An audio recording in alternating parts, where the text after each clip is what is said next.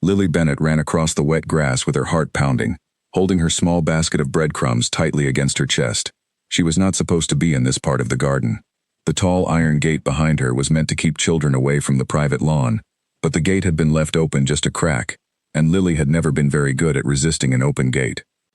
She stopped when she saw him. A tall man sat alone on a stone bench beneath a wide oak tree, staring at nothing in particular. His coat was dark green, his boots were polished, and his face looked tired in a way that made him seem much older than he probably was. Lily did not know his name yet. She only knew that the other maids whispered about him in low voices and always looked down when he walked past. She should have turned around. Instead, she walked closer. "Can I sit with you?" she asked. The man turned his head slowly, as if he had not expected anyone to speak to him so directly, let alone a child in a faded blue dress with mud on her shoes. For a moment he said nothing. His eyes moved over her face, and something in his expression shifted, though Lily did not understand why. "You are not supposed to be here," he said, but his voice was not angry. It was quiet, almost careful. "I know," Lily admitted, "but the gate was open. I was feeding the birds." She held up her basket as proof.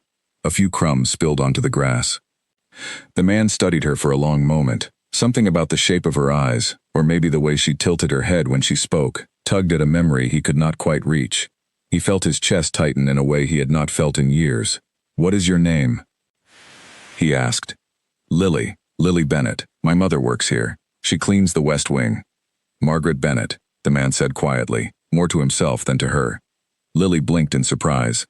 "You know my mother?" He did not answer right away. Instead, he moved slightly to one side of the bench, leaving just enough space for a small girl to sit down. Lily did not wait for a second invitation. She climbed up beside him, swinging her legs since they did not reach the ground, and set her basket between them. "You may sit," he said, though she already had. For a while, neither of them spoke. Lily broke a piece of bread and tossed it toward two sparrows that had gathered near the base of the oak tree. The man watched her instead of the birds. "Do you live in the big house?" Lily asked after a while. "I do." "Are you a butler?" "My mother said the butler is very strict." A faint, almost unwilling smile crossed his face. "No, I am not the butler." "Then who are you?" He hesitated. It was a simple question, and yet answering it felt complicated in a way he could not explain to a 7-year-old girl. "I am the man who owns this house," he finally said. "My name is Alistair." Lily's eyes widened. She had heard the word Duke used by the other servants, always in hushed, respectful tones, but she had never imagined the Duke would look so ordinary, or so sad. "You're the Duke?" she whispered. "I am." "Oh." She considered this information seriously, the way children consider things that adults think are far too big for them to understand. "You don't look like a duke." "What does a duke look like?" "I don't know. Meaner, maybe." This time his smile reached his eyes, if only for a second. "I will try to be meaner next time." Lily giggled, and the sound seemed to surprise him. He looked at her again, longer this time, studying the curve of her cheek and the small dimple that appeared when she smiled. It was the same dimple. He was almost certain of it now. Inside the house, Margaret Bennett had just realized her daughter was missing. She had left Lily in the kitchen garden only minutes earlier, sitting on an overturned crate with a book, promised to stay put while Margaret finished polishing the silver in the dining room. When she returned and found the crate empty and the book abandoned on the ground, her stomach dropped. "Lily?" she called, hurrying along the gravel path. "Lily Bennett, where are you?" She checked behind the hedges. She checked the small shed where the gardening tools were kept. Her breathing grew faster with every empty space she searched, not from exhaustion but from a fear that ran much deeper than a lost child in a large estate. Margaret had spent 7 years making sure her daughter stayed far away from certain parts of this house, certain rooms, certain gardens, certain people. When she reached the low stone wall that separated the kitchen garden from the private lawn, she saw the gate standing open. Her heart nearly stopped. She pushed through it without thinking, and what she saw on the other side made her freeze completely. Lily was sitting on the stone bench beneath the old oak tree, laughing at something, her small hand resting on the sleeve of a dark green coat, beside a man Margaret had spent 7 years trying to forget. "Lily." Margaret's voice came out sharper than she intended, cutting through the quiet afternoon air. Both the girl and the man turned toward her at once. "Mama, look, I made a friend," Lily said cheerfully, hopping down from the bench. "His name is Alistair. He's the Duke." Margaret's face went pale. She dropped into a hurried curtsy, her eyes fixed on the ground. Your Grace, I am so sorry. She was meant to stay in the kitchen garden. She won't bother you again. She was no bother, the Duke said. His voice had changed. It was quieter now, more guarded, though his eyes had not left Margaret's face since she arrived. Margaret. Hearing her name spoken in that particular way, after so many years of silence, made Margaret's hands tremble. Your Grace, she said again, because it was the only safe thing she could think to say. It has been a long time, he said. Yes. Margaret finally lifted her eyes to meet his, and in that brief exchange, something passed between them that neither Lily nor anyone else could fully understand. Old grief, old longing. A door that had been shut for 7 years, creaking open by only an inch. Come, Lily, Margaret said quickly, reaching for her daughter's hand. We must not keep His Grace waiting. But I wasn't finished feeding the birds, Lily protested. Lily. The girl sighed the way children do when they know an argument is already lost, but she waved cheerfully back at the Duke as her mother pulled her toward the gate. Bye, Alistair. Can I sit with you again tomorrow? The Duke did not answer immediately. He watched them go, his eyes lingering on the small girl's dark curls, the same shade his own mother's hair had once been, and on the dimple in her cheek that appeared every time she smiled. Perhaps, he said quietly, though by then they were already too far away to hear him. He remained on the bench long after they disappeared through the gate, the basket of breadcrumbs forgotten on the grass beside him. 7 years ago, he had loved a woman he was forbidden to marry, a woman whose position in his household made any relationship between them impossible in the eyes of his family. He remembered the night everything ended. He remembered the letters that stopped arriving. He remembered being told, by people he trusted, that she had left the estate for good, that there was nothing left between them to mourn. He had never once been told that she left carrying a child. Now a small girl with his mother's hair and his own quiet way of studying people had sat beside him and asked, without any hesitation at all, if she could share his bench. He thought of the dimple again, and the shape of her eyes, and felt something inside his chest crack open after years of being carefully, deliberately sealed shut. Later that evening, Margaret sat on the edge of Lily's bed, brushing her daughter's hair by candlelight. Lily was already half asleep, murmuring something about the birds in the garden and the nice man with the sad eyes. Mama, Lily mumbled, eyes closing. Why did you look scared when you saw him? Margaret's hand paused mid-stroke. I wasn't scared, sweetheart. You looked scared. Margaret set the brush down and pulled the blanket higher over her daughter's shoulders. Go to sleep, Lily. Okay, Lily whispered, already drifting off. But I liked him. I want to sit with him again. Margaret sat there long after her daughter's breathing evened out into sleep, staring at nothing, her mind racing through 7 years of careful secrets that had just come dangerously close to unraveling in a single afternoon. Downstairs, in his private study, the Duke of Ashcombe sat by the fire with an old, faded letter in his hands. It was one he had read 100 times before, the last one Margaret had ever sent him, though he had never understood, until today, exactly what it had truly meant. He read it again now, more slowly than he ever had. And for the first time in 7 years, he allowed himself to hope that some part of what he had lost might still be waiting to be found. Margaret did not sleep that night. She lay awake in her narrow bed in the servants' quarters, staring at the cracked ceiling above her, listening to the old house settle around her the way it always did after midnight. Somewhere down the hall, another maid snored softly. Somewhere below, in the kitchens, a clock ticked toward morning. None of it mattered. All Margaret could think about was the look on Alistair's face when he said her name. 7 years. She had told herself, over and over, that 7 years was enough time to bury a thing so deep it could never claw its way back to the surface. She had built a small, careful life around that belief. A cottage on the edge of the estate grounds, a position as a maid, modest but steady, a daughter who knew nothing about the truth of her own birth. Margaret had built walls around all of it, brick by brick, and today, in the space of a single afternoon, her daughter had walked straight through every one of them without even trying. She rose before dawn, dressed quickly, and went to check on Lily, who was still fast asleep, one arm flung over the edge of the bed. Margaret stood in the doorway for a long moment, watching her daughter breathe, memorizing the curve of her face the way she always did when fear crept too close. You will not lose her, Margaret whispered to herself. Not now, not after everything. But even as she said the words, she knew the danger was no longer something she could fully control. Across the estate, in the east wing of the great house, the Duke of Ashcombe had also risen early.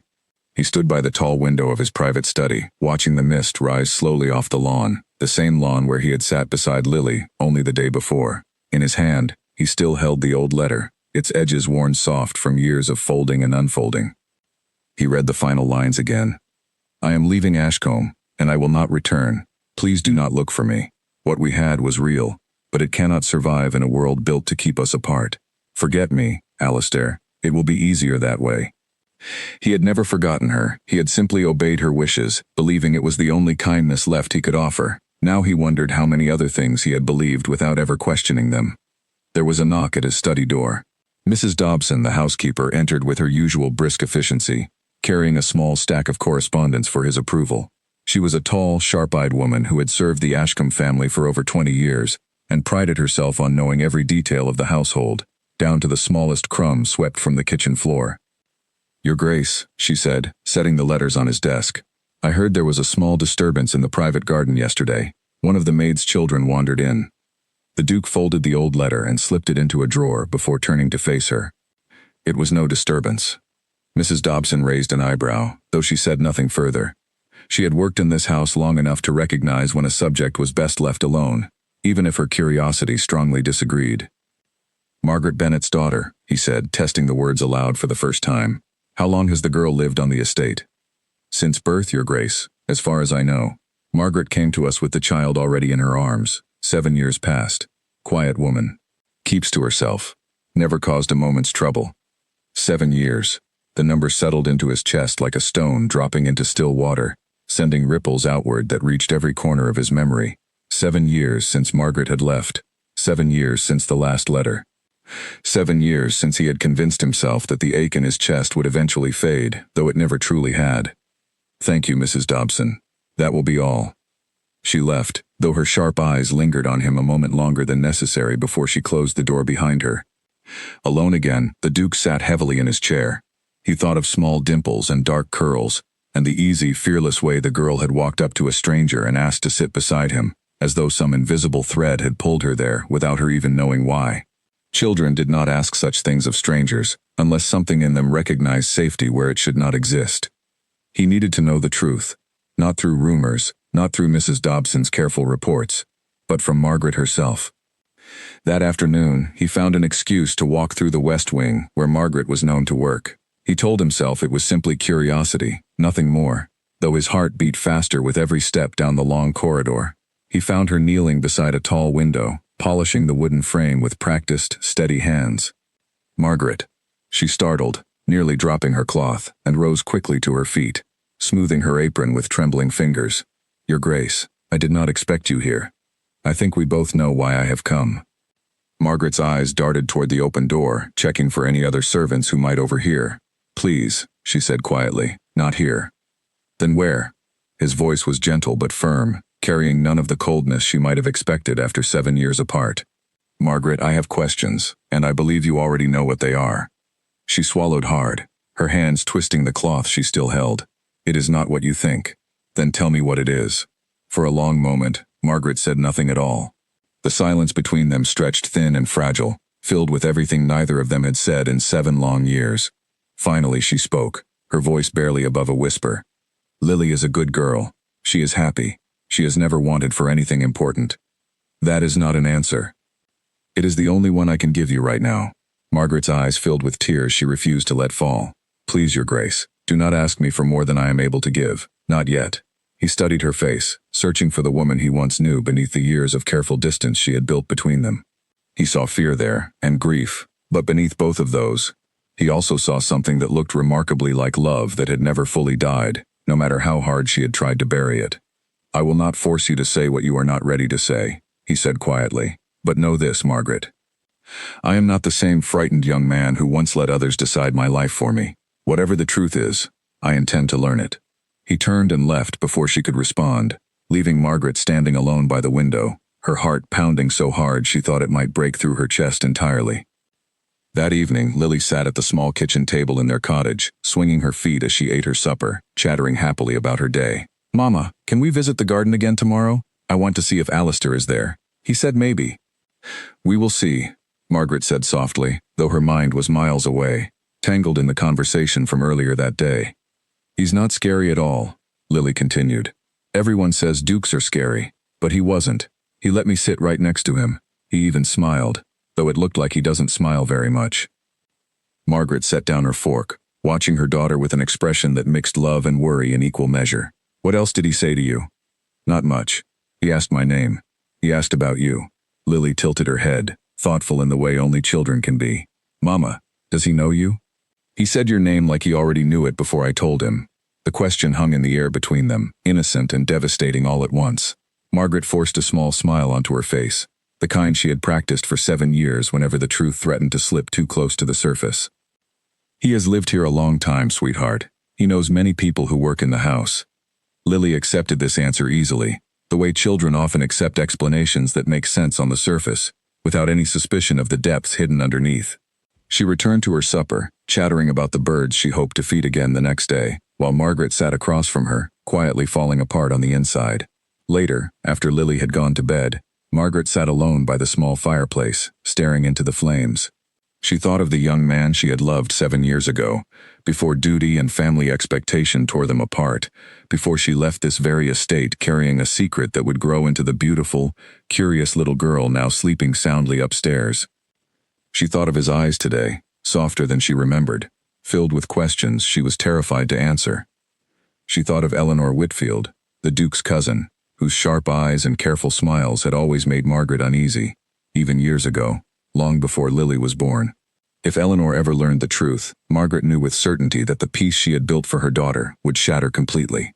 Margaret pressed a hand against her mouth to muffle the sound of her own quiet crying, caught between the truth she had hidden for 7 years and a love she had never truly managed to let go. Somewhere across the estate, in his private study once more, the Duke of Ashcombe sat awake long into the night, staring at a faded letter and a memory of dark curls and a familiar dimple, feeling more certain with every passing hour that his life was about to change in ways he could not yet fully understand. 2 weeks passed, and the estate settled into a strange, uneasy rhythm. On the surface, nothing had changed. Margaret still polished silver in the dining room each morning. Lily still ran through the kitchen garden with her basket of breadcrumbs, though now she asked, almost daily, whether she might visit the private lawn again. Margaret always found a reason to say not today, though she was running out of excuses that sounded believable. The Duke, for his part, had not summoned Margaret again since their conversation by the window.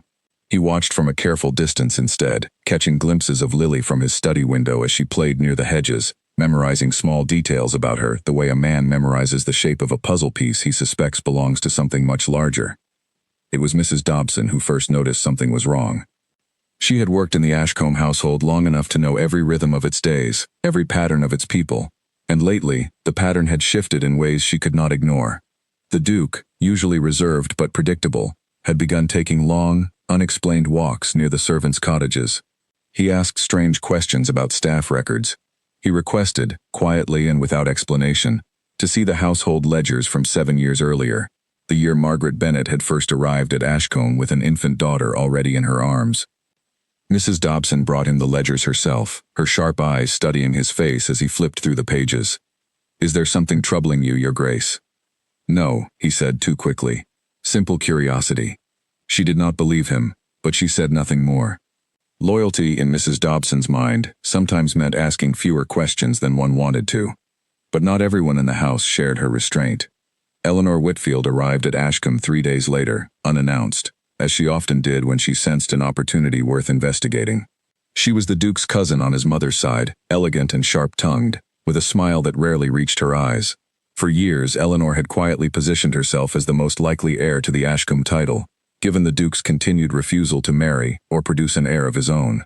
She had grown comfortable with that expectation. She did not intend to lose it easily. "Alistair," she said, sweeping into his study without waiting for an invitation, her skirts trailing behind her like a second shadow. "You look positively haunted. What on earth has happened?" "Nothing has happened, Eleanor. Nothing." She settled into the chair across from his desk, studying him with the same careful attention she used when assessing a business deal. "You forget how well I know you. Something has clearly happened. Tell me, or I shall simply ask the servants, and we both know how quickly gossip spreads in a house this size." The Duke set down his pen, weighing his words carefully. He trusted Eleanor as much as one could trust a woman who had spent years quietly waiting for his failure, which was to say, not entirely. There is a child on the estate, he said finally, the daughter of one of the maids. I believe she may be connected to someone I once knew. Eleanor's expression sharpened instantly, though she kept her voice light. How intriguing. Connected in what way? I do not yet know for certain. But you suspect. He did not answer, which was answer enough.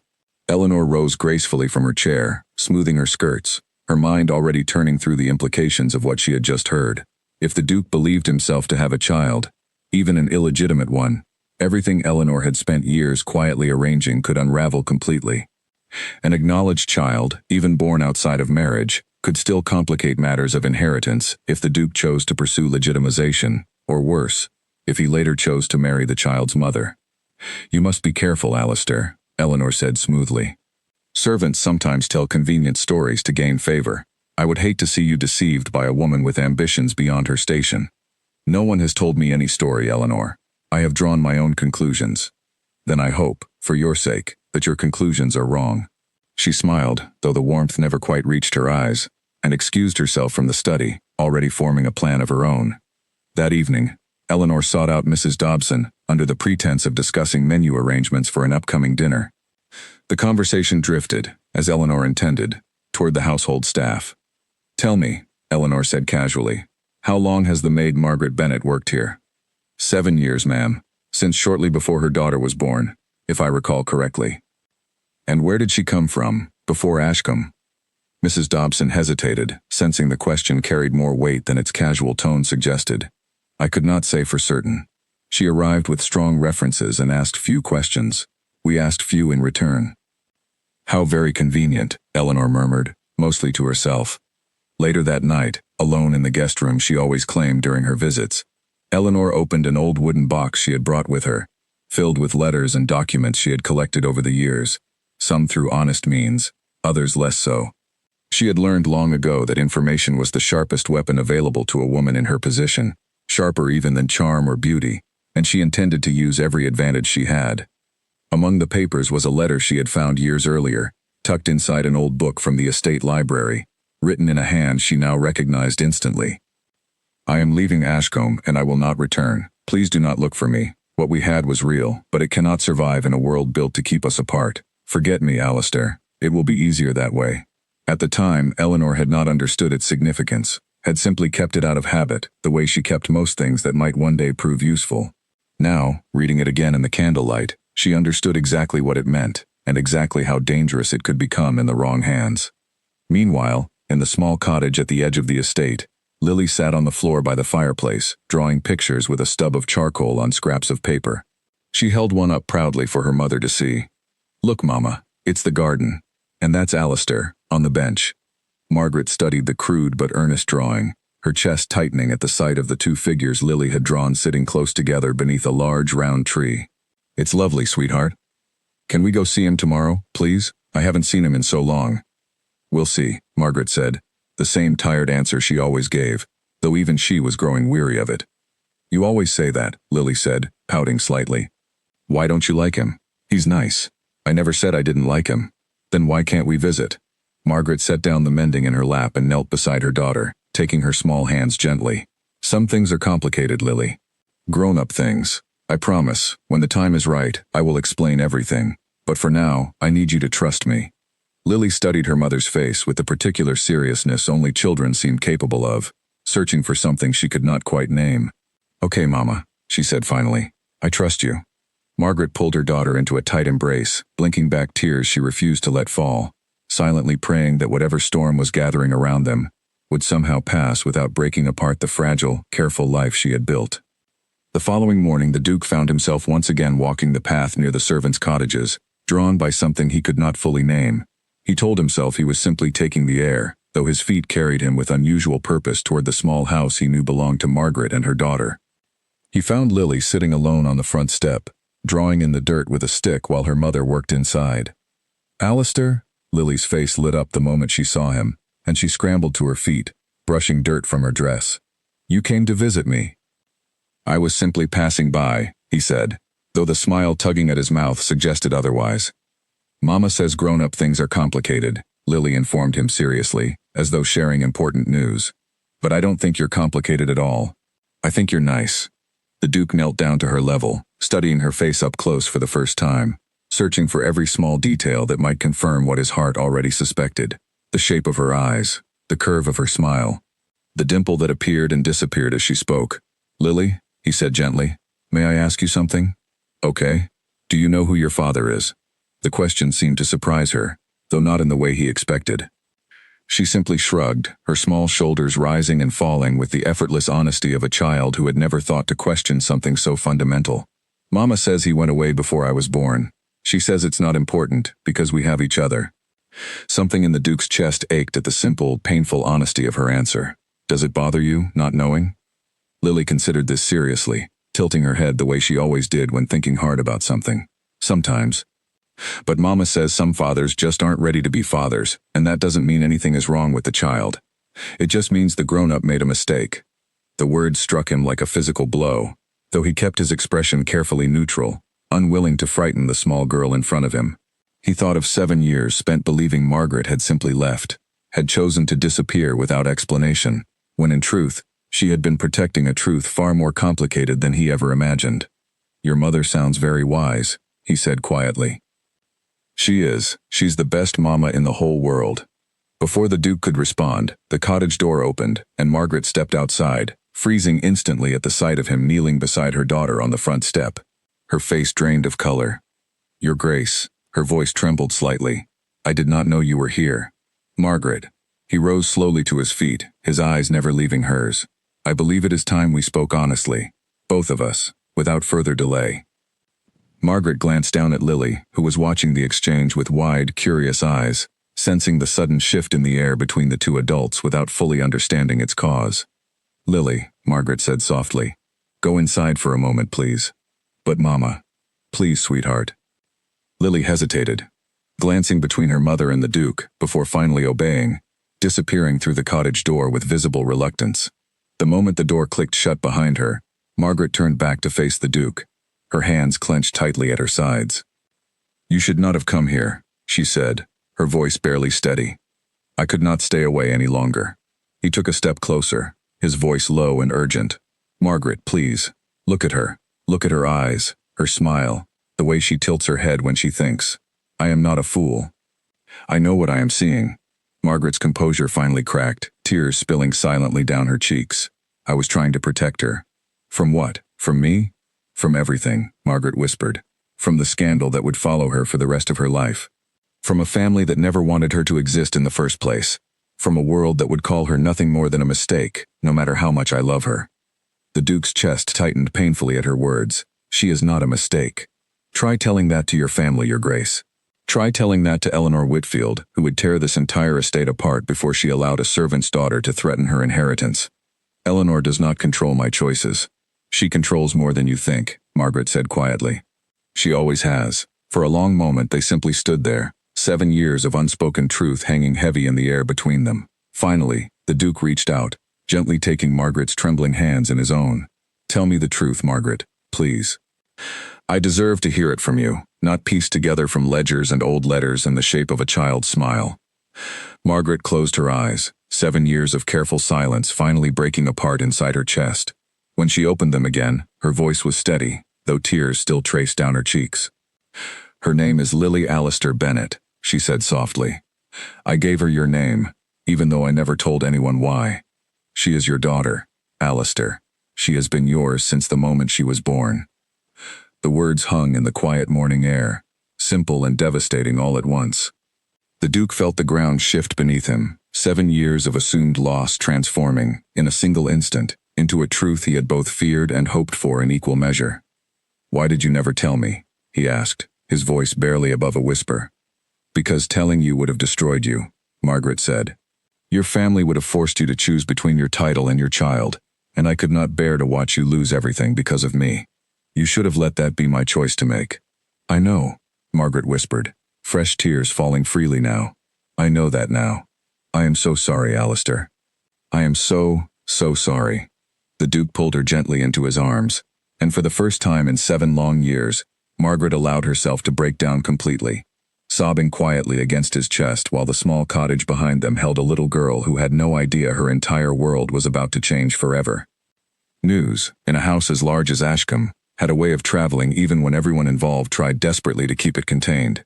Mrs. Dobson noticed the shift first, the way the Duke's expression softened whenever Margaret's name was mentioned, the way he began finding small reasons to walk near the servants' cottages nearly every day. She said nothing, but she watched, the way she always watched, cataloging small details with the quiet patience of a woman who had spent 2 decades learning how to read a household's hidden currents. Eleanor Whitfield, however, was not content to simply watch. She had returned to her own estate 2 counties away after her last visit, but she kept a careful correspondence with a housemaid at Ashcombe, a young woman named Beatrice who was easily persuaded, with the promise of a small sum of money, to report anything unusual happening within the household. It was Beatrice's latest letter that brought Eleanor rushing back to Ashcombe less than a week later, her carriage rattling up the long drive just as the afternoon sun began to dip toward the horizon.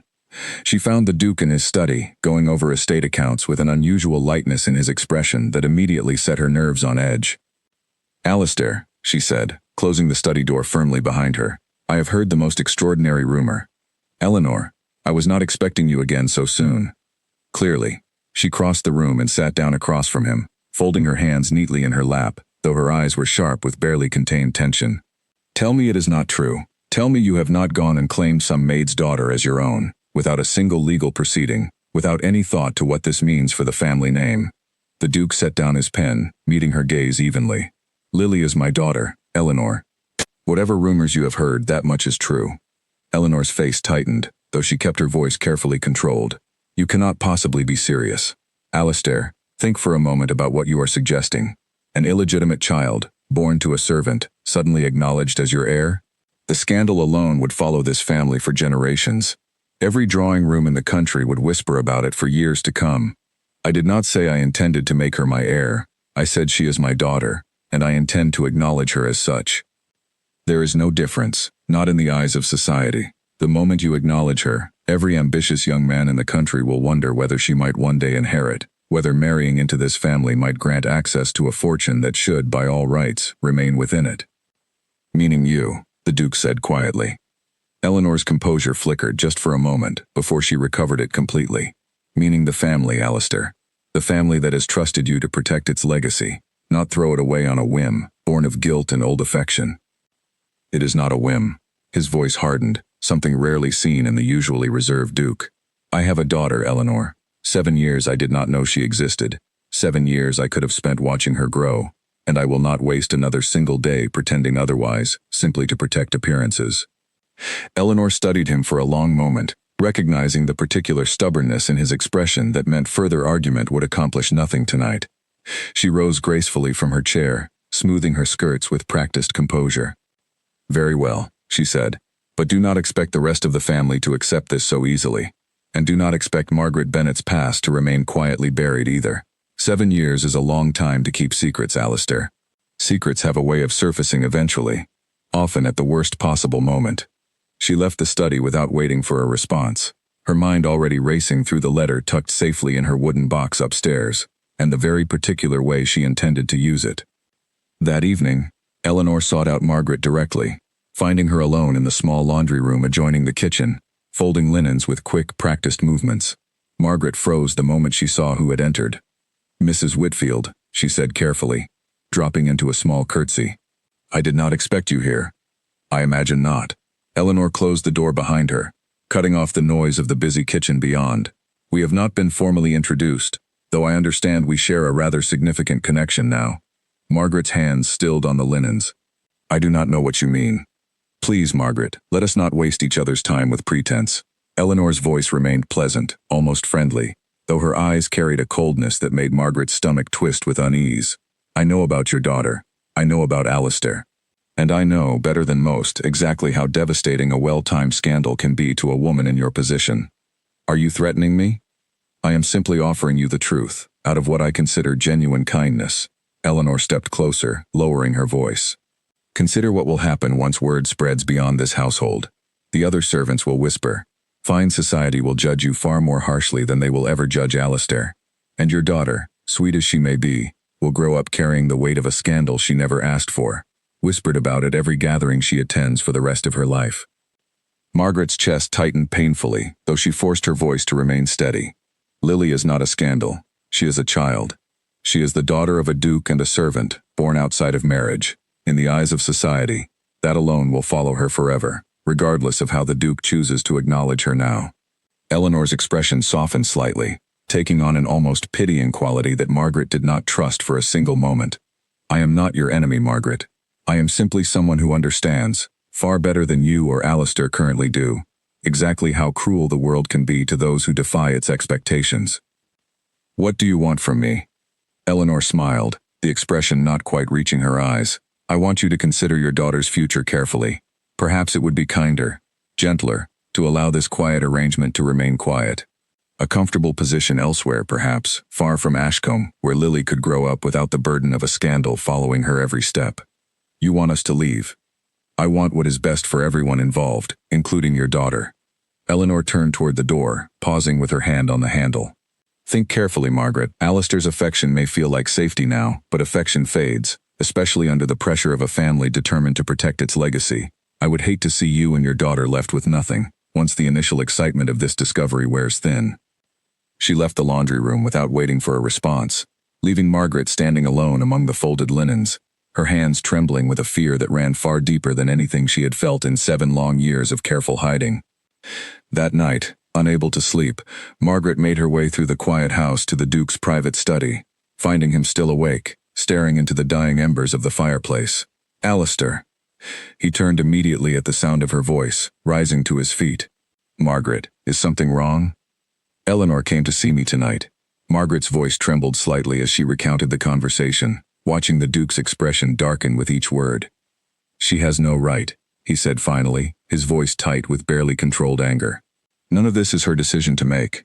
She made it sound like it was already decided, like the scandal would destroy everything, unless we simply disappeared quietly. You will not disappear. He crossed the room quickly, taking her hands in his own with an urgency that surprised them both.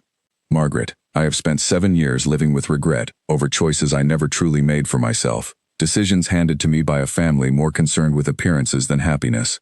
I will not make that mistake again, not with you, not with Lily. Alistair, the scandal, will pass, eventually, as all scandals do. What will not pass is the regret of losing my daughter a second time, simply because I was too afraid to stand against my own family's expectations. His grip on her hands tightened gently, his eyes searching hers with quiet determination. I want to acknowledge Lily publicly. I want the world to know she is my daughter, regardless of the circumstances of her birth. And Margaret, I want you to stay, not out of obligation, not out of fear, but because I never stopped loving you, not once, in 7 long years. Margaret's breath caught, tears filling her eyes once again, though this time they carried something closer to hope than grief. Are you certain? Truly certain? Because once this is done, there is no taking it back. I have never been more certain of anything in my life. For a long moment, neither of them spoke, the weight of 7 lost years settling quietly between them, replaced slowly by the fragile beginning of something neither had dared to hope for. But even as they stood together in the dim glow of the dying fire, neither of them noticed the shadow that had paused just outside the study door, listening carefully to every word, before quietly slipping away into the darkened hallway beyond. Eleanor Whitfield had heard enough, and she had no intention of losing this fight quietly. 3 days later, Ashcombe hosted its annual autumn dinner, an event that had, for generations, gathered the surrounding gentry into the great house for an evening of careful conversation, fine food, and the particular kind of social maneuvering that only the wealthy seemed to enjoy. This year, the Duke had insisted on hosting it despite the recent upheaval in his household, believing it wiser to appear composed and unshaken rather than allow rumors to spread through his absence. He did not yet know that Eleanor had been planning her own kind of evening entirely. Margaret spent the afternoon helping prepare the dining hall, her hands steady despite the nervous energy running beneath her calm exterior. She had not seen Eleanor since their conversation in the laundry room, though she felt the woman's presence lingering over the entire household like a storm cloud waiting to break. Lily, meanwhile, had been given strict instructions to stay in the cottage for the evening, though her curiosity about the grand dinner made obedience difficult. She pressed her face against the small window, watching carriages roll up the long drive, imagining the glittering world just out of her reach. The dinner proceeded smoothly for the first hour, filled with polite conversation about harvests and horses, and the usual pleasantries exchanged among neighbors who saw one another only a handful of times each year. The Duke sat at the head of the long table, composed but distracted, his mind repeatedly drifting toward the small cottage at the edge of the estate. It was during the second course that Eleanor rose from her seat, tapping her glass gently with a small spoon to draw the room's attention. "Forgive the interruption," she said, her voice carrying easily across the quiet dining hall, "but I believe there is something the assembled company deserves to know, given the close ties many of you share with this family." The Duke's stomach dropped instantly. "Eleanor." "Please, Alistair, allow me to finish." Eleanor's smile was polite, almost gentle, though her eyes carried a sharpness that promised nothing good. "It has recently come to light that our dear Duke has fathered a child outside of marriage, with a servant currently employed in this very household. I thought it only fair that those of you who have long speculated about the future of Ashcomb's title should hear the truth directly, rather than through whispered gossip." A wave of stunned silence rippled through the dining hall, followed almost immediately by a low murmur of shocked conversation. Margaret, standing near the far wall assisting with the service, felt the blood drain completely from her face, as every eye in the room seemed to turn toward her at once. "Eleanor," the Duke said, rising sharply from his seat, his voice tight with barely controlled fury, "this is neither the time nor the place." "On the contrary," Eleanor said smoothly, "I believe this is exactly the time and place. Better the truth comes from family, delivered with care, than from careless servants' gossip that twists the story into something far uglier than it needs to be. You have no right to speak for me, or for Margaret, or for my daughter. I have every right, as a member of this family whose future is directly tied to whatever decisions you make regarding your heir." Eleanor turned toward the assembled guests, her voice softening into something almost sympathetic. "I do not say this to embarrass anyone. I say this because I care deeply about the future of this family, and I believe the assembled company deserves honesty, rather than secrets kept in the shadows." The Duke's hands clenched into fists at his sides, though he forced himself to remain composed, aware of the many eyes watching his every reaction. Across the room he caught Margaret's gaze, saw the barely contained panic in her expression, and felt something inside him harden with resolve. "Very well," he said, his voice carrying clearly through the silent dining hall. "Since my cousin has seen fit to make this announcement for me, allow me to finish it properly, with the truth she has conveniently left incomplete." The room fell into an even deeper silence, every guest leaning forward slightly, hungry for whatever revelation might come next. "7 years ago, I loved a woman deeply, a woman my family deemed unsuitable, due to circumstances entirely outside her control. Under pressure from those closest to me, I allowed that relationship to end, believing it was the responsible choice, the choice expected of a man in my position. I did not know, until recently, that she left Ashcombe carrying my child." He paused, his eyes finding Margaret's across the crowded room, drawing strength from the quiet courage he saw there despite her obvious fear. "That child is Lily Bennett, currently 7 years old, and I intend to acknowledge her publicly as my daughter, regardless of the circumstances surrounding her birth. I make no apology for loving her mother, nor for loving her, and I will not allow gossip, scandal, or the opinions of this room to change that decision." Murmurs rippled through the guests once more, though this time the reactions were mixed, some scandalized, others quietly impressed by the Duke's unwavering composure. Eleanor's confident expression flickered slightly, clearly having expected a very different reaction from her cousin. "Alistair," she said carefully, "surely you understand the implications of such a public admission. The family's reputation has survived far worse than an honest man acknowledging his own child." The Duke interrupted firmly.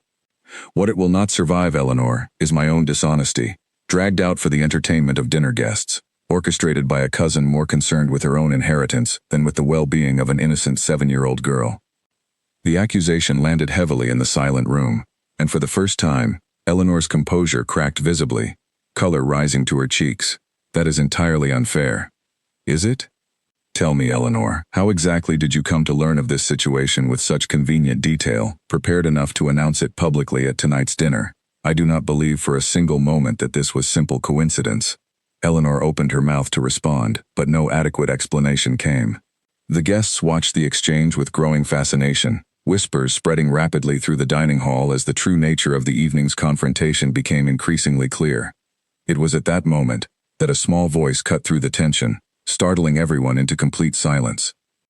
"Alistair?" Every head turned toward the dining hall entrance, where Lily stood in her nightgown, having slipped out of the cottage against her mother's instructions, drawn by curiosity toward the lights and noise of the great house. She looked impossibly small standing in the grand doorway, her dark curls messy from being tucked into bed, her wide eyes taking in the sea of unfamiliar faces now staring back at her. Lily. Margaret rushed toward her daughter immediately, panic overtaking her expression. Sweetheart, you should not be here. I heard shouting, Lily said, her small voice trembling slightly.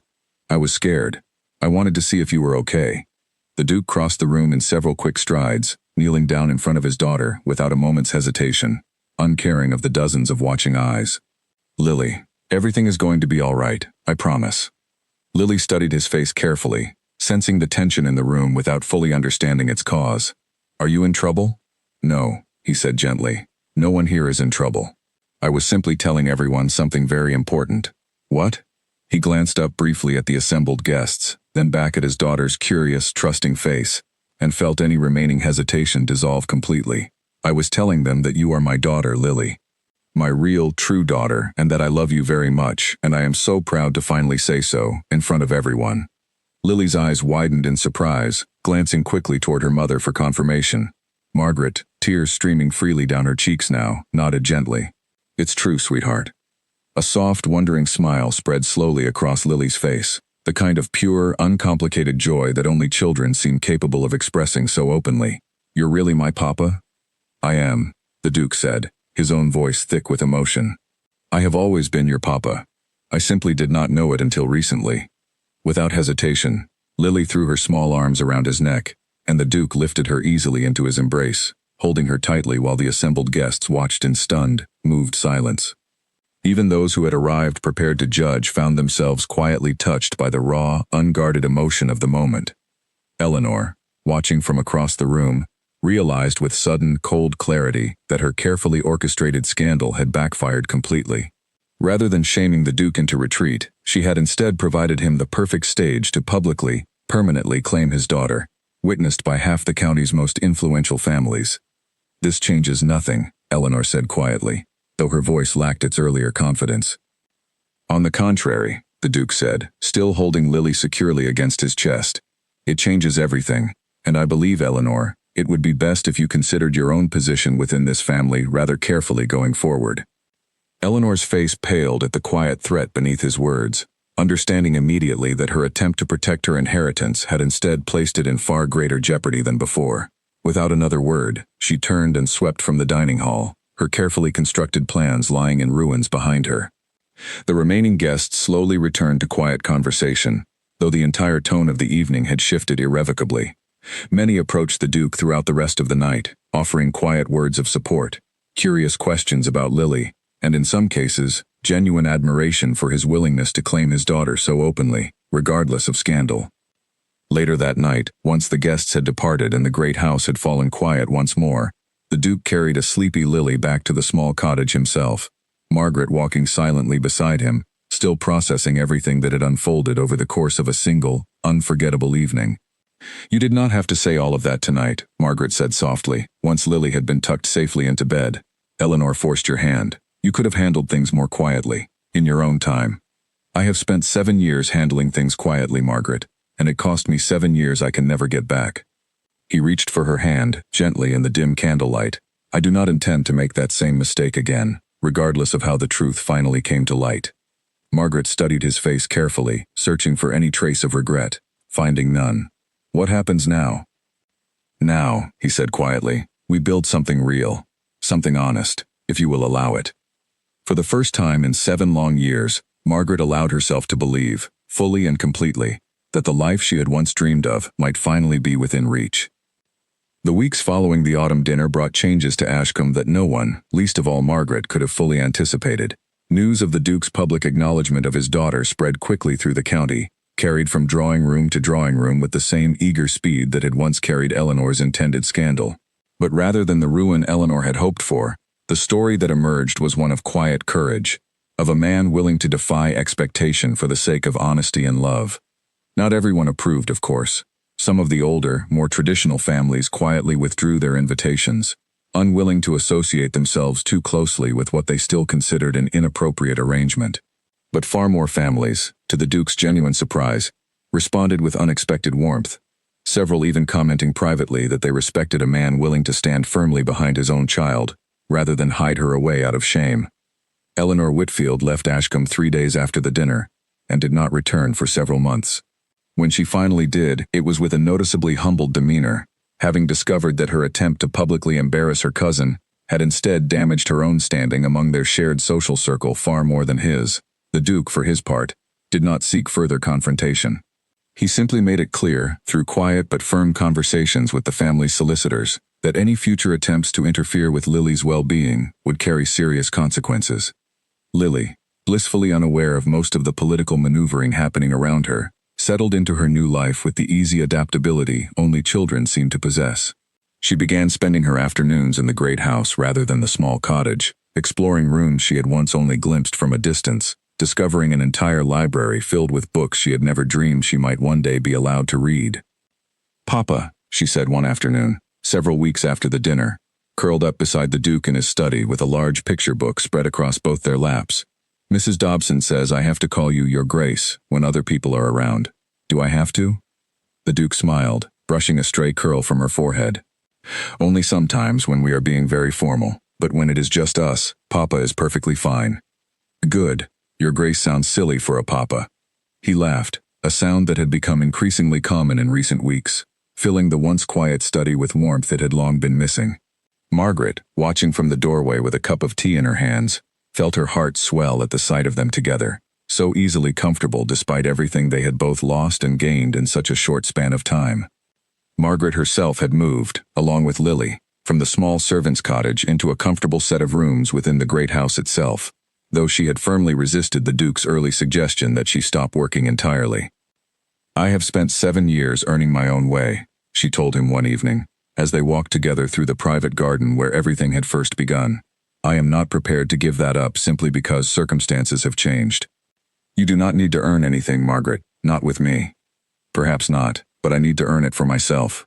She smiled softly, threading her fingers through his. "Let me find my own place here, Alistair, in my own time."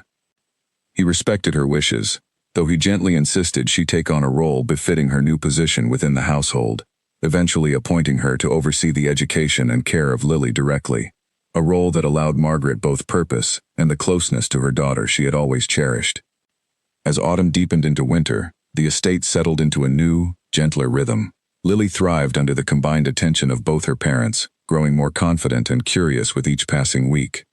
She began lessons with a private tutor, quickly displaying a sharp mind and an endless stream of questions that often left her teacher both delighted and thoroughly exhausted by the end of each session. The Duke, for his part, found himself transformed in ways he had never anticipated. The quiet, reserved man who had spent years burying himself in estate business and old regrets slowly gave way to someone lighter, someone who took genuine joy in small moments, bedtime stories, morning walks through the garden, the sound of his daughter's laughter echoing through halls that had felt too quiet for far too long.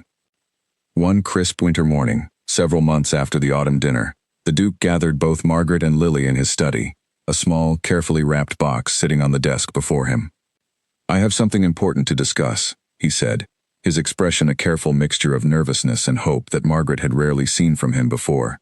"Papa, are you in trouble again?" Lily asked, only half joking, remembering the tension of the dinner months earlier. "No trouble at all," he said, smiling gently.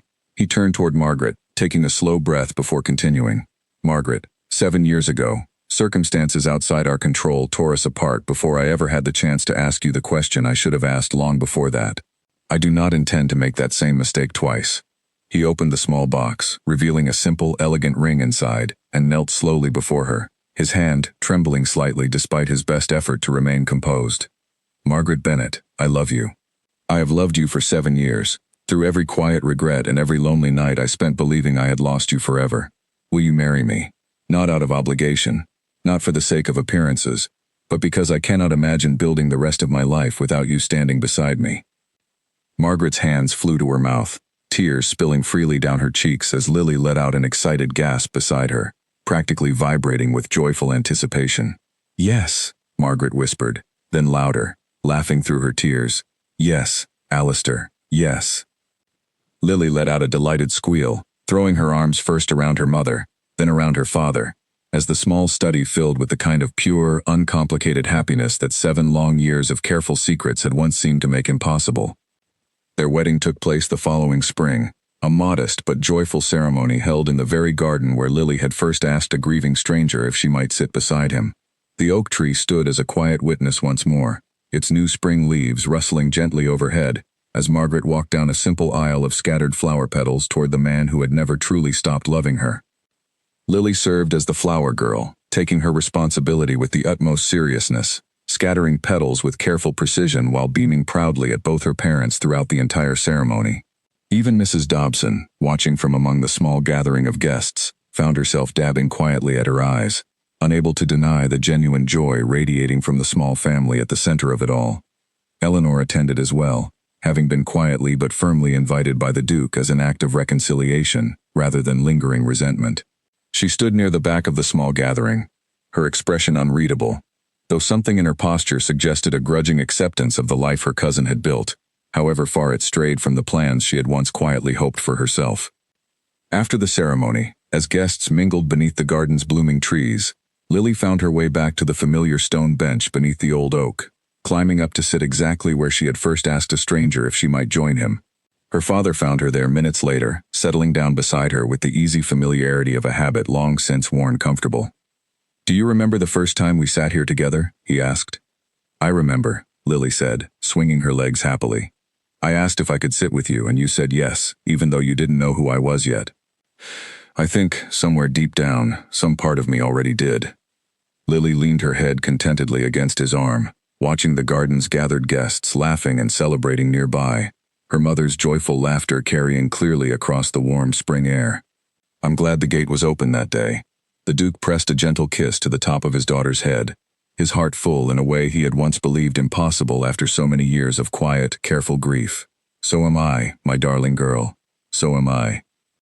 Behind them, the old oak tree continued its quiet watch over the garden, exactly as it always had, a silent witness to loss and longing and, finally, to a love that had waited 7 long years to fully bloom, patient and unshaken, until the day a small, fearless girl walked up to a stranger and simply asked to sit beside him.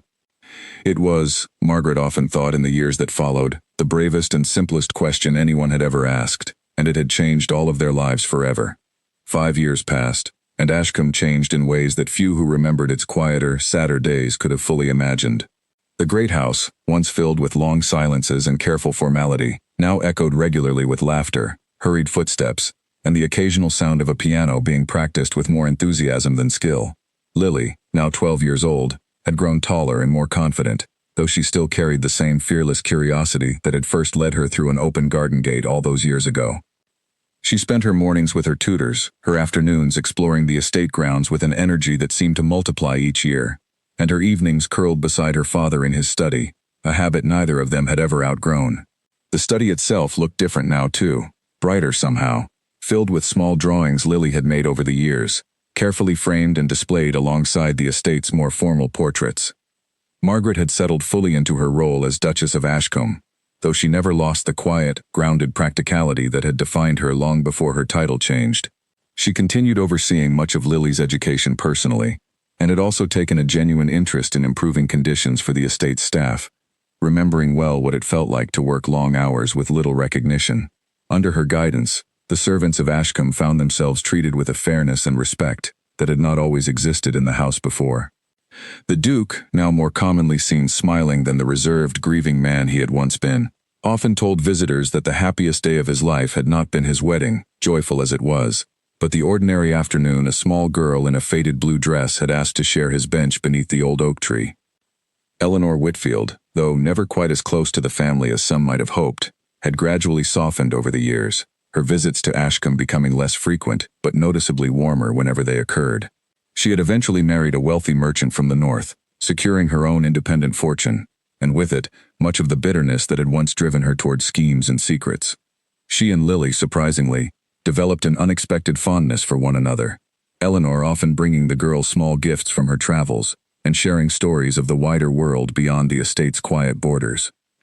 "I used to be quite frightened of you," Lily admitted to her one afternoon, now old enough to understand more of the complicated history between her family and her father's cousin.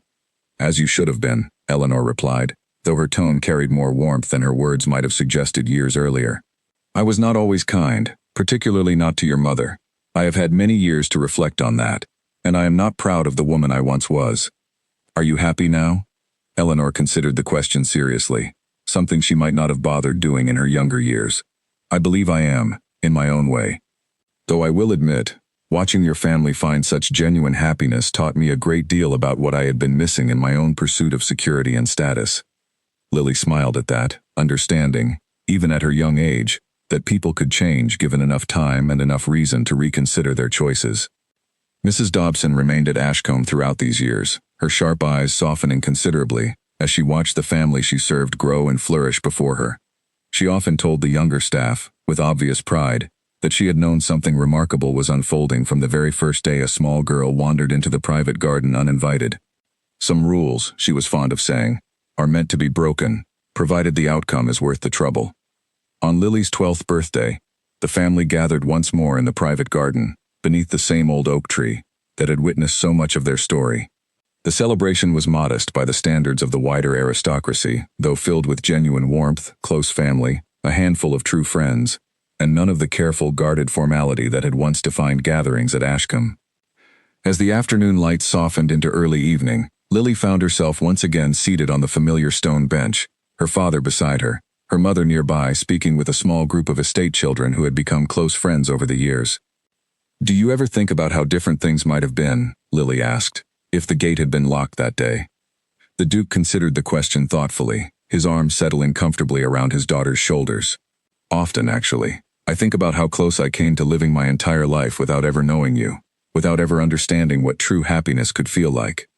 But the gate wasn't locked." "No," he agreed, smiling warmly. "It wasn't. And I have never been more grateful for anyone's carelessness in leaving a gate open than I am for whoever forgot to lock that one." Lily laughed, leaning into her father's side, watching her mother across the garden, laughing freely among friends, in a way that 7 years of hiding had once made impossible. The old oak tree rustled gently overhead, its branches thick with summer leaves, sheltering yet another generation of quiet, hopeful beginnings. "I love you, Papa," Lily said simply. "I love you too, my darling girl," he replied, pressing a gentle kiss to the top of her head. "More than I ever thought possible."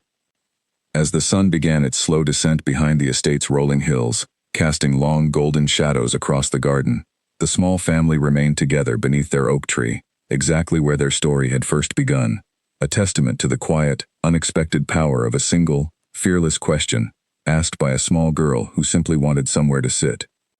In the years that followed, Ashcombe would continue to change and grow, as all families and all houses eventually do. But the story of the maid's daughter and the grieving Duke, of an open garden gate and a bench beneath an old oak tree, remained a favorite tale told and retold throughout the estate for generations to come, a gentle reminder that even the most carefully guarded secrets and the most carefully built walls could not withstand the simple, honest courage of a child's innocent question. "Can I sit with you?" 4 simple words that had changed everything.